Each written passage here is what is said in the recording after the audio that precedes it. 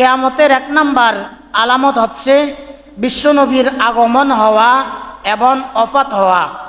2 number বলেছিলাম চন্দ্র দ্বিখণ্ডিত হয়ে যাওয়া।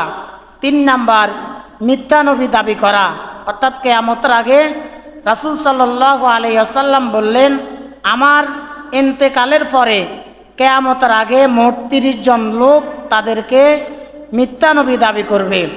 4 নাম্বার বলেছিলাম আমানতের খেয়ানত হওয়া, কিয়ামতের আগে বেশি বেশি আমানতের খেয়ানত হবে। 5 নাম্বার ইসলামিক জ্ঞান উঠে যাওয়া। 6 নাম্বার সময়ের বরকত কমে যাওয়া।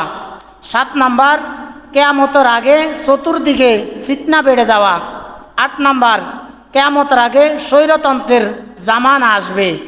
9 নাম্বার কিয়ামতের আগে মুসলমানদের সংখ্যা দিন দিন বেশি হবে, কিন্তু মুসলমানদের সংখ্যা দিন দিন বেশি হওয়ার পরেও তারা একবার দুর্বল থাকবে।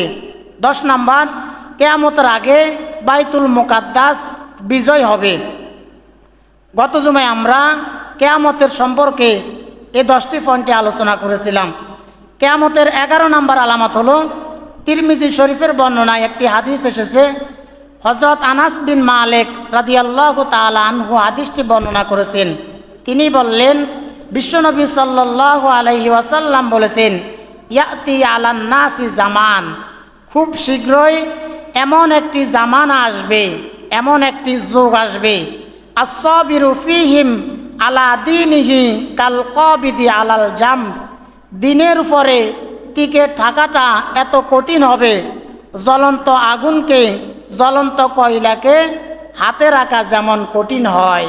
অর্থাৎ কিয়ামতের আগে ইসলামের উপর, দিনের উপর টিকে থাকা এত কঠিন হবে, জ্বলন্ত কয়লাকে হাতে রাখা যেমন কঠিন হবে। সেই সময়টা এমন হবে, ইউসবিহুর রাজুলু মুমিনা ওয়া ইউমসি কাফিরা। নবীজি বললেন, সকালবেলায় একজন লোক ঘুম থেকে উঠবে ইমানদার অবস্থায়, ওয়া ইউমসি কাফিরা, কিন্তু সন্ধ্যাবেলায় সে ব্যক্তি কাফের হয়ে যাবে।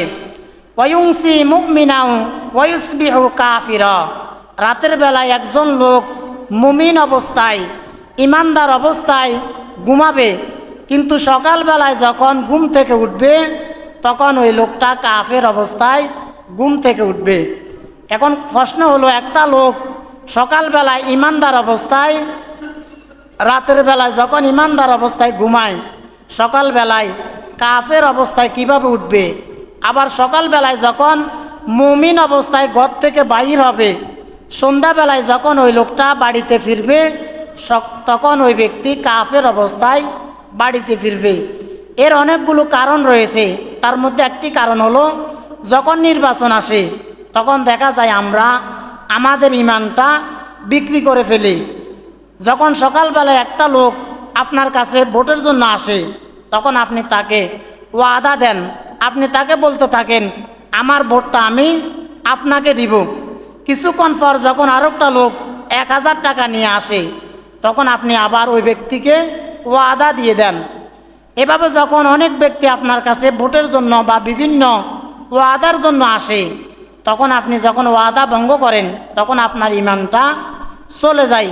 এই জন্য নবীজি বললেন, ইউসবিহুর রাজুলু মুমিনা ওয়া ইউমসি কাফিরা, সকালবেলায় একজন লোক ঘুম থেকে উঠবে ইমানদার অবস্থায়, ওয়া ইউমসি কাফিরা, কিন্তু সন্ধ্যাবেলায় সেই লোকটা কাফের হয়ে যাবে। তাহলে কিয়ামতের 11 নম্বর আলামত হচ্ছে, কিয়ামতের আগে মুসলমানদের, ইমানদারদের ইমানটা টিকে রাখা এত কঠিন হবে, জ্বলন্ত আগুনকে বা জ্বলন্ত কয়লাকে হাতের মধ্যে রাখা যেমন কঠিন।